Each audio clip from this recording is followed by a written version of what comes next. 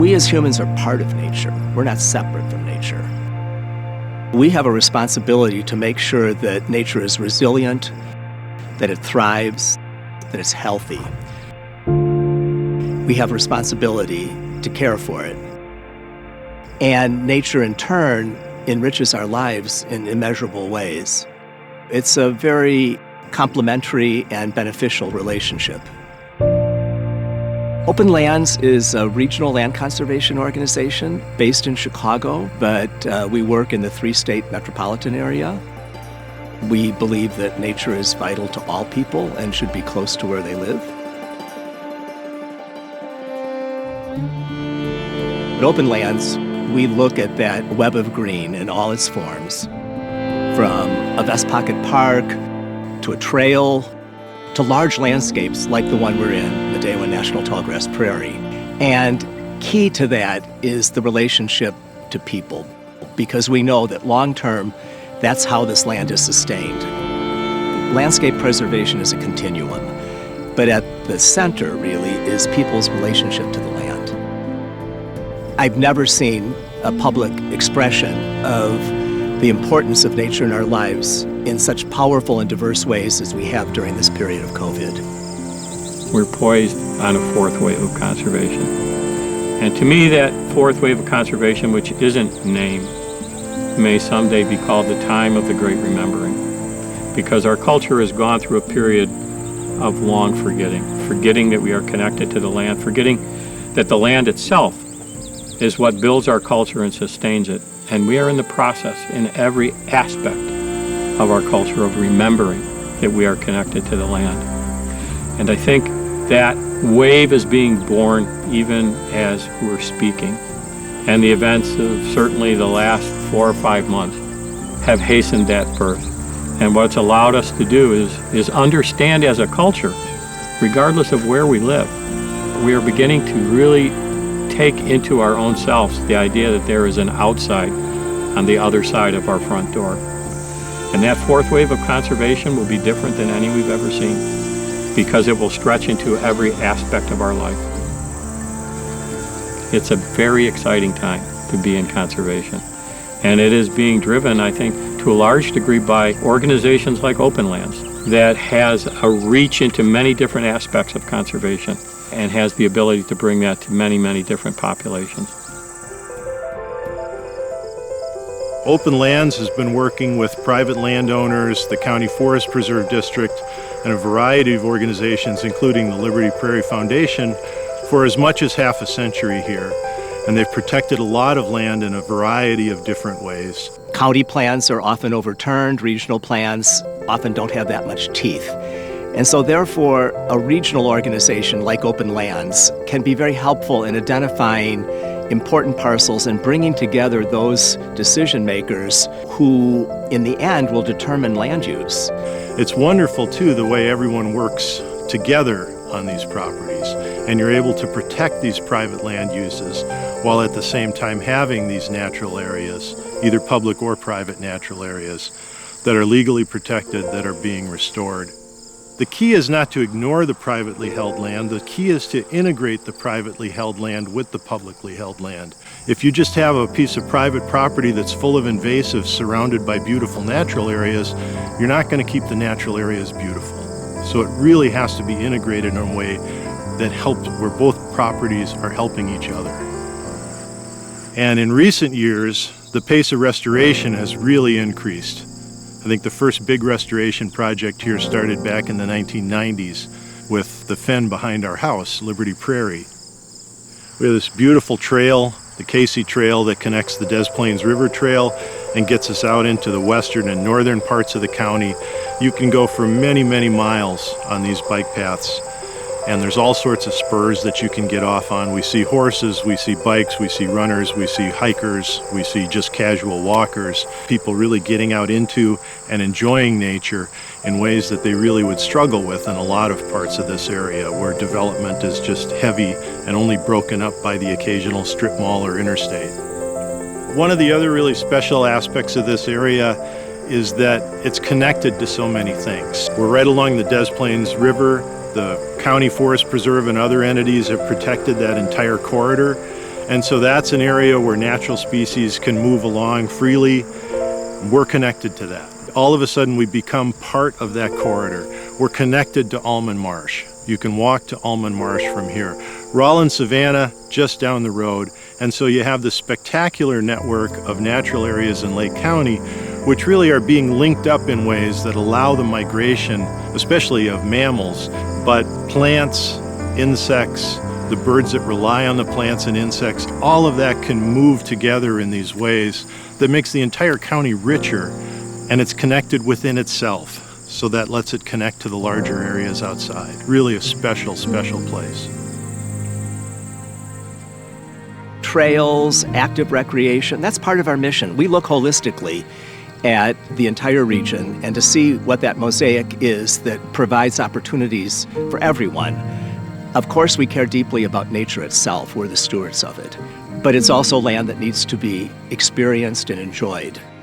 The primary use for forest preserves is our trail system. Most people experience the forest preserves on our trails, whether they're walking or biking or hiking or bird watching, whatever they choose to do. Deer Grove is a massive place. It's over 2,000 acres, so it's a really large site. You've got beautiful forested areas, but you've got these great vistas where you can see native plants and wildlife and sandhill cranes. So it really is like this unbelievable space, really not far from a big city like Chicago. So we're very lucky to have it. It's the first holding in the forest preserve systems back in 1916, and it needed a lot of work.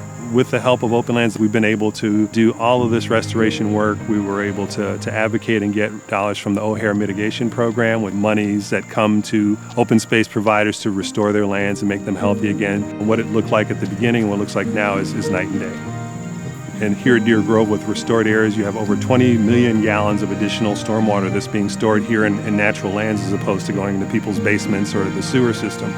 So there's real value in having these large open spaces in communities where people can use them, and there's real economic benefit to having them in these communities as well. I am very interested in planning for long-term pleasure in the community. I get great enjoyment in trying to plan and make the area better. And we're hoping to bring more value to the area with the African American Heritage Water Trail, bringing more highlights, more resources to the area. We're next door to Lake Michigan, but not very many people realize we're close to the Little Calumet River and the value that it could bring. So this trail will begin to highlight some of the excellent assets that we already have. We were one of the first in the nation to focus in a large metropolitan area. At that time, conservation was seen, as a focus for rural areas, for wilderness, not big cities, suburbs, ex-urban fringe. Well, Open Land's existence in the community is doublefold. Of course, they're teaching us more about conservation, and because we're dealing with nature and the outside, it's a definite plus for our wellness initiatives. Walking, biking, canoeing, all those things that roll up into a better quality of life. 80% of Americans now live in metropolitan areas.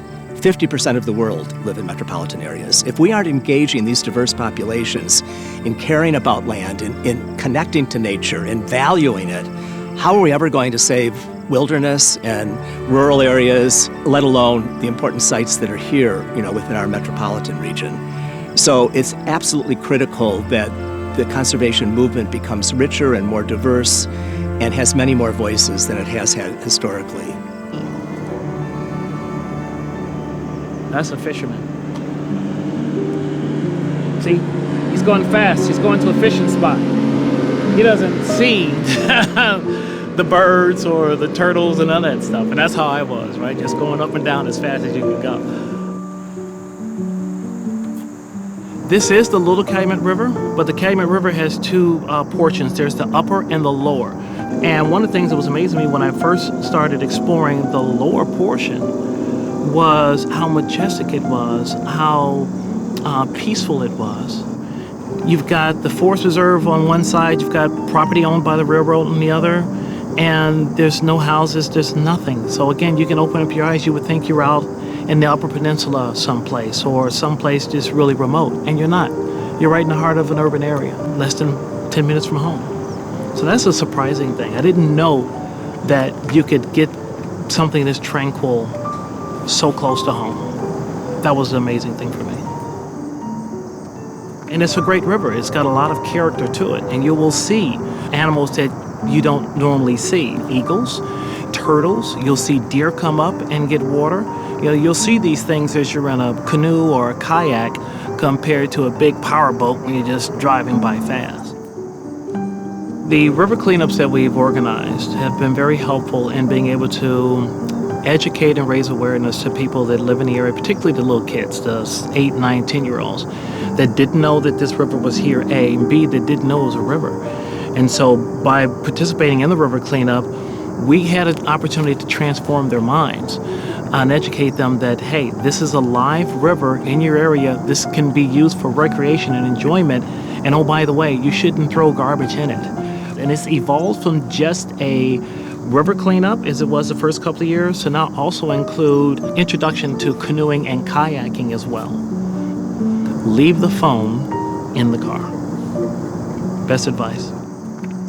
Open lands is important to water trails, to bicycle trails, and to a lot of the community outreach. Open lands will coordinate the corporate sponsors, the governmental agencies, and bringing people together for the purpose of educating and preserving our natural area that we have here in Chicago. Open Lands was very instrumental also in helping us advocate for additional entry to the river, putting a ramp in at Kickapoo Woods.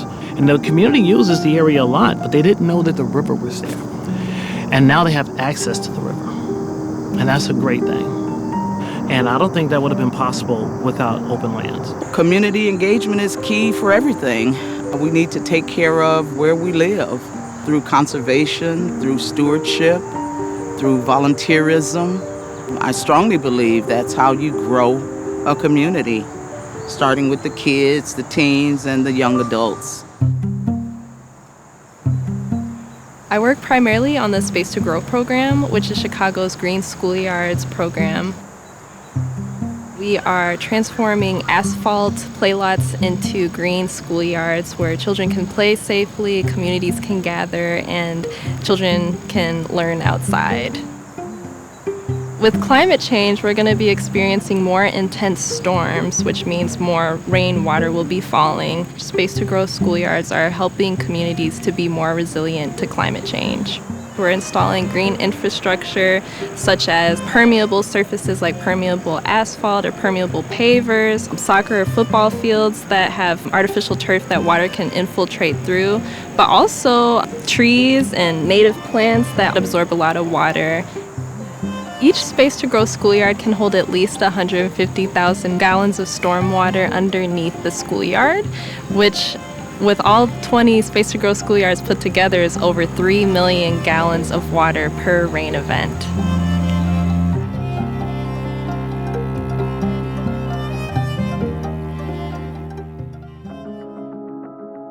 Open Lands is interested in all of our public lands. We care about a Vest Pocket Park. We care about a ball field. We care about the trees in front of an apartment building. Treekeepers program is a volunteer leadership program of Open Lands. We are trained by staff at Open Lands and professionals throughout the Chicago region to lead groups of volunteers in tree planting and tree pruning all across Cook County. Tree canopies are critically important because they are essentially nature-based solutions to climate change. We hear a lot about technological solutions to climate change and policy solutions, but probably the easiest thing we have right in hand right now are trees. We have a lot of trees right here in the city of Chicago, and they do a great job of shielding us from the effects of climate change right now. So we get a lot of storm water when we have heavy rain events. Trees suck up all of that water. They take it out of the streets, out of the sewers, and out of our basements. They shield us from the incredible heat that we get in the summer. Particularly the canopy of trees really protects us from the heat island effect and reduces heat costs all throughout the city. One of the big benefits of the Treekeepers program, and one of the things that Open Lands really focuses on in our work, is the restoration of the urban canopy. And that means not only planting new trees every single year, twice a year, but also maintaining the canopy that we have. It's really critically important that that urban canopy remains in as healthy a state as possible, not just for the ecological benefits that it provides to our ecosystems here in Chicago, but also to the health benefits and the happiness benefits, frankly, that urban canopy provides to urban dwellers and residents. It's some of the only green space that a lot of people in the city of Chicago will ever experience, and so we want to make sure that it's in the best condition it can be. One of the things that's unique about Open Lands is the way we think about land preservation. I think when people hear the phrase land preservation, they think of national parks, they think of big landscapes, often the most dramatic. And while we do work on landscapes like that, Medewan National Tallgrass Prairie or Hackmatack National Wildlife Refuge, we also work on small parks right in urban cores, just like Ronan Park right here. It ranges from big dramatic landscapes to the smallest piece of urban greenery that any resident will interact with. We have a responsibility to restore the land as much as it is protected. Development has not been kind, and our landscape is very fragmented. So part of what we're doing is weaving that together, this tapestry again of blue and green. The Boone County Conservation District and Open Lands has been working together to protect important conservation lands along the stream corridor and within the watershed over a decade now. And that relationship has cultivated in the preservation of at least 600 or 700 acres of important conservation lands over that period of time. There's a lot of topography here, so there's some rolling hills. Then there's these great oaks that are standing behind me, and that's oak savanna. And then in front of it, we have some restored habitat, which was cropland, and we converted it back to its native plant materials, kind of a short grass prairie. That habitat blends into the next, and it buffers the habitat that's over there, which is all contributing to the unique part of this site, which is the Piscataquis Fen. We are trying to implement on the landscape scale the important things that help address issues like habitat fragmentation and flood control and water quality issues that are associated with streams, surface water, and groundwater, because like the site behind me that has these wonderful native plants, this vegetation has root systems that allow water to just soak right into the ground, and you don't get any surface water runoff. Instead, you get groundwater recharge, which will eventually replenish our surface water streams through the natural hydrologic water cycle. So we're really gaining some important functions and benefits to the health and welfare of our community, and benefits to wildlife and the natural environment. Medewan's landscape is very rich. There are 2 prairie groves here that survive. There are wetlands, and there's prairie, there's savanna, not too much, but a bit. And while it's primarily prairie, it's not exclusively. And so this is the largest habitat for grassland birds in this part of the upper Midwest. And that was sort of the signature in a way. But again, it's much more diverse than just prairie. And I think that's part of its attraction and the value that it brings, that people can come here and experience a variety of important plants and animals and nature that you can't see elsewhere in the metropolitan region, including bison that have been brought back for the first time in about 200 years. We work with partners to identify opportunities to protect that land. Sometimes it's acquiring it or getting conservation easements on it, then restoring it often. But we also have to continually be vigilant and make sure that we're protecting it in perpetuity. We call the Midwest the Heartland, and we call it that, I think, geographically because it's in the center of the country. But emotionally, it is the heartland of the country in many ways. It's a place that speaks to us as a people. Hackmatack was really born out of a desire to share a piece of that heart with the rest of the country. We have things that have survived here that are incredibly unique. This is not the Tetons. It doesn't scream at the top of its voice that I am a glacier. It's not the redwoods that you walk through and you feel like you've walked into a cathedral. It's not the Smoky Mountains, where you have more tree species in 50 square miles than you have in countries in Europe. But what it is it's a slow magic. It's a magic that takes a lifetime to understand, and it unfolds slowly. It unfolds just like Midwestern corn, fields of ripening corn, and it unfolds slowly like an August day that just winds from dawn all the way into that long, sleepy summer evening. It's a slow magic that takes a lifetime to realize, and it's worth sharing with the rest of the country. It began with a small group of individuals from the Hackmatack area, and one of the things that we learned early on in that process was that it was going to take a big grassroots efforts to bring a national wildlife refuge to a place where you typically wouldn't think there would be a national wildlife refuge. And almost from the first month, Open Lands was there. It was the organization that was willing to take on the project. It was the organization that was willing to lend its political know-how. It was the organization that was willing to lend its connections into the community. And so from the very start, Open Lands became that umbrella that other organizations could come under. One of the strengths that Open Lands brings is its depth of experience. It's the oldest NGO in the region. It's been through bringing large projects into being, like the Indiana National Lakeshore, like the Midway National Grassland, like Hackmatack. But it also operates on a micro scale within the neighborhood, so it's just as good at bringing a tree on the block or taking a vacant landscape and turning it into a community garden. And it's that marriage of that large know-how and that small, intimate touch that affects people's lives where they live. The longer we work with these landscapes, the more we work with them on a personal level through volunteers or through school groups, where we put our sweat equity into restoring that landscape, the deeper our connection becomes with them. And it's a connection we all have inside. It's a connection our soul has never forgotten. And it's a connection that the landscape reawakens. There's a very old language out there, and it rises from the bones of the earth itself.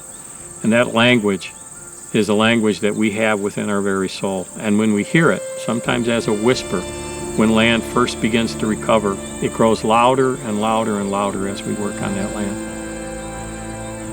In ecological restoration, small areas are important, but so are large. Small areas, especially if they're in good condition, are like a set of blueprints.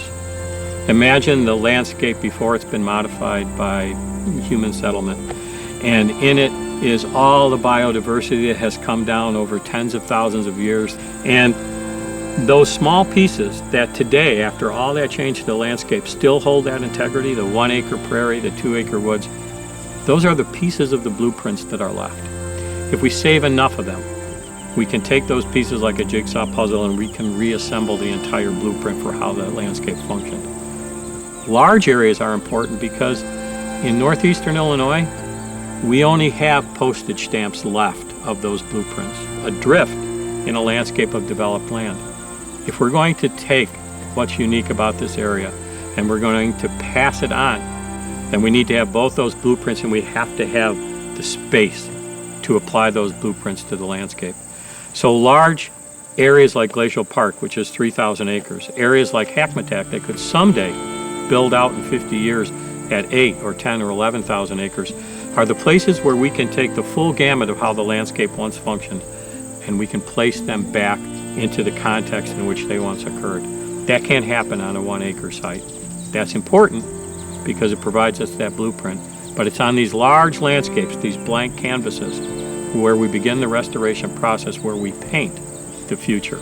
We need to build a much broader base of advocacy, and we need to share tools with diverse voices who care, who are suffering most, quite frankly, from the impacts of climate and other challenges, especially in underserved communities.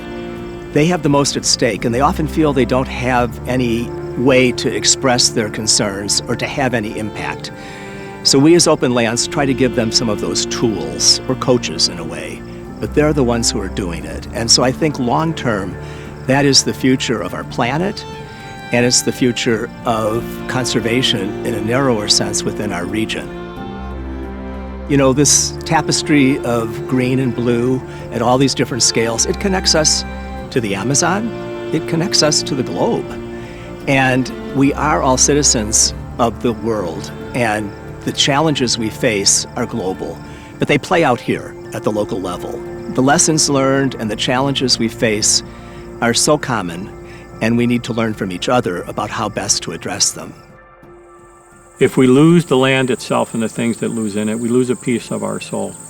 We use the poetry that makes being a human being worthwhile. And so for me, this has never really been about the biological diversity. I think those are the pluses you get along the way. It's about saving sunsets. It's about seeing rainbows. It's about listening to water speak as it goes over rocks. It's about getting up in the morning and having the stillness drowned out by the song of birds.